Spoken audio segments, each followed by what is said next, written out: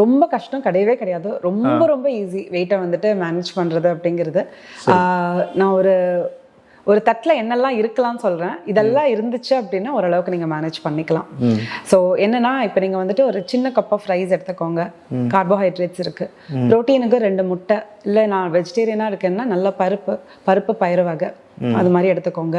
கண்டிப்பாக நெய் சேர்த்துக்கோங்க. நெய் நல்ல கொழுப்பு. இப்போ பருப்பே சாப்பிட்றீங்கன்னா நல்லா ஒரு 2-3 டேபிள் ஸ்பூன் கூட நீங்கள் நெய் போட்டுக்கலாம். ரொம்ப நல்லது, சேர்த்துக்கோங்க. அதே மாதிரி காய்கறிகள் 2 காய்கறி வச்சு சாப்பிடுங்க. கிழங்கு வகைகள் கொஞ்சம் கம்மியாக எடுத்து சேர்த்துக்கோங்க. கீரை வகைகளும் அதே மாதிரி நாட்டுக்காய் எல்லாமே, காய்ன்னு சொல்ற நாட்டுக்காய் வெரைட்டிஸ் எல்லாமே எடுத்து சேர்த்துக்கலாம். காய்கறிகளை தான் சொல்றீங்க? நான் சொல்றது அவரைக்காய், பூசணிக்காய், காய்னு வரும் இல்லைங்களா, அது எல்லாமே நாட்டுக்காய்ங்க. நிறைய பேர் வந்துட்டு ஏதோ வேற ஊர் காய்கறிகள்லாம் எடுத்து சாப்பிட்றாங்க. அப்படி இல்லாமல் முடிஞ்ச அளவுக்கு நம்ம ஊர் காய்கறிகளாக வந்துட்டு நீங்கள் அது எல்லாமே ரொம்ப லோ ஜிஐ ஃபுட்ஸ் தான். ஸோ நல்லாவே எடுத்து சேர்த்துக்கலாம். ஸோ இது எல்லாமே நம்ம சேர்த்துக்கும் போது எப்போவுமே ஃபைபருக்காக நாங்கள் எப்போவுமே கேரட் குக்கும்பர் எடுத்துக்க சொல்லுவேன் நான் எப்போவுமே. ஏன்னா உங்களுக்கு வந்து கட் ஹெல்த் அப்படிங்கிறது வந்துட்டு உங்கள் நுண்ணுயிர்கள் பராமரிக்கிறதுக்கும் அதுக்கு சாப்பாடு போடுறதே பார்த்தீங்கன்னா ஃபைபர் தான். ஸோ அது மாதிரி நீங்கள் சேர்த்துக்கலாம். ஸோ கடைசியாக வந்து ப்ரோபயோட்டிக் தயிர், ஸோ அதை எப்போவுமே எடுத்துக்கலாம். இது எல்லாமே நிறைஞ்சதாக இருந்துச்சு அப்படின்னா கண்டிப்பாக ஹெல்ப் பண்ணும்.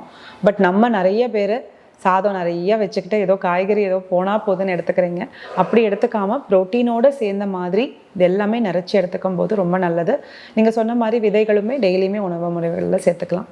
ஸோ அது ரொம்ப ஹெல்ப்ஃபுல்லாக இருக்கும். Okay ma'am.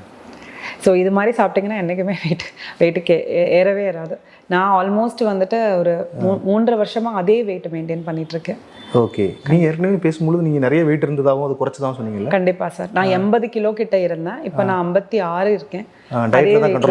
கண்டிப்பாக சார். வெறும் எந்த ஒரு எக்ஸசைஸும் இல்லாமல், இன்ஃபேக்ட் எனக்கு வந்துட்டு நான் இப்போ 38 ஆகிருக்கு. 38 இயர்ஸ் ஓல்டு.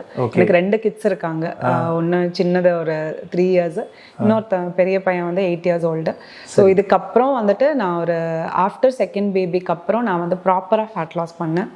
ஃபேட் லாஸ் பண்ணும்போது நான் அதுக்கப்புறம் 3.5 இயர்ஸ் ஆச்சு. இப்போ நியர்லி 3 இயர்ஸ்க்கு மேலே ஆச்சு.